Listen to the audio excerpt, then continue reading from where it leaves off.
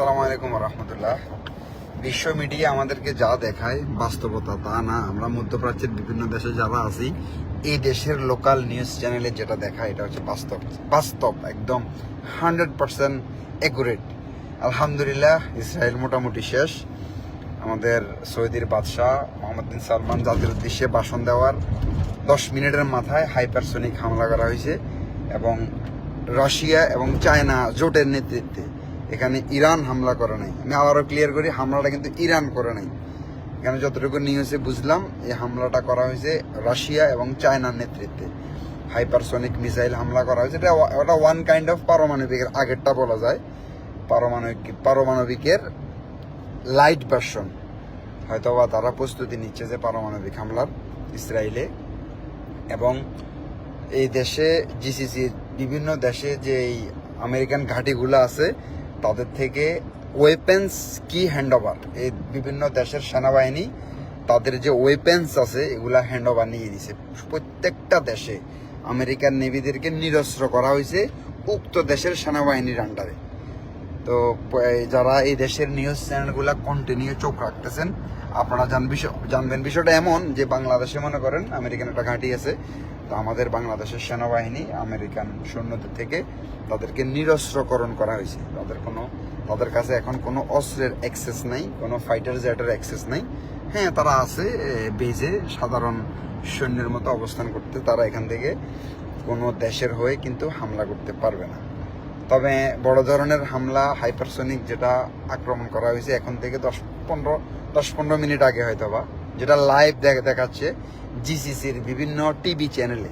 আপনারা আমাদের দেশি টিভি চ্যানেলগুলা বা দালাল টিভি চ্যানেলগুলোর দিকে চোখ না রেখে আপনারা সরাসরি এই দেশের লোকাল টিভি চ্যানেল যেগুলো আছে এগুলোতে নজর রাখেন এবং ইংলিশে নিচে লেখা ওঠে, এগুলো ট্রান্সলেট করে পড়ার চেষ্টা করেন।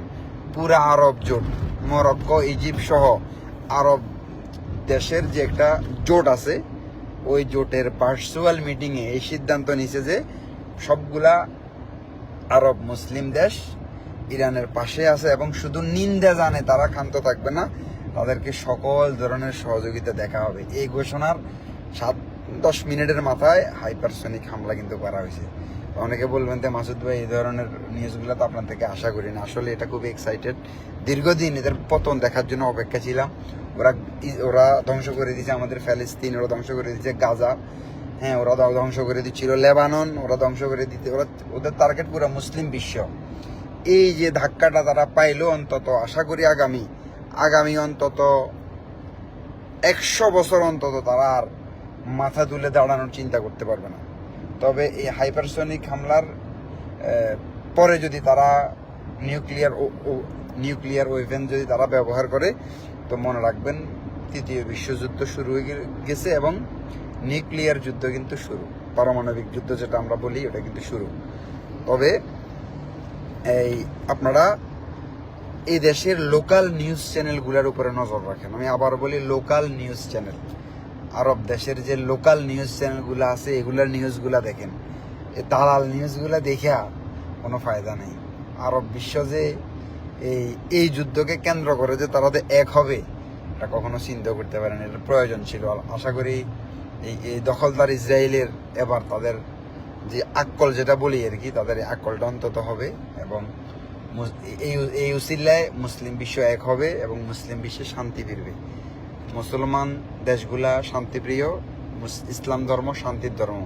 কখনো কোনো মুসলিম দেশ স্বতঃস্ফূর্তভাবে কখনো কোনো দেশের উপর হামলা করে না। এখনো কোনো নজির নেই যে কোনো মুসলিম দেশ অযথা অন্য একটা বিধর্মী জাতির উপরে হামলা করছে। বরঞ্চ এই দেশগুলোর ভিতরে অভ্যন্তরীণ কোন্দল লাগাই, দেশে দেশে বিভিন্ন ধর্মীয় বিভিন্ন দল বিভিন্ন গোত্রতে বিভাজন করি এই নিজেরা মারামারি করতেছে আজকে দীর্ঘদিন।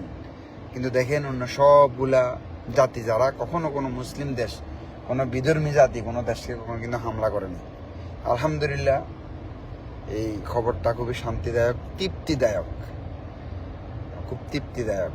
তেল আবিবের মতো একটা শহরে যদি হাইপারসনিক হামলা করা হয়, তাও রাশিয়া এবং চায়না জোট নেতৃত্বে, এটা অনেক বড় বার্তা দেয়।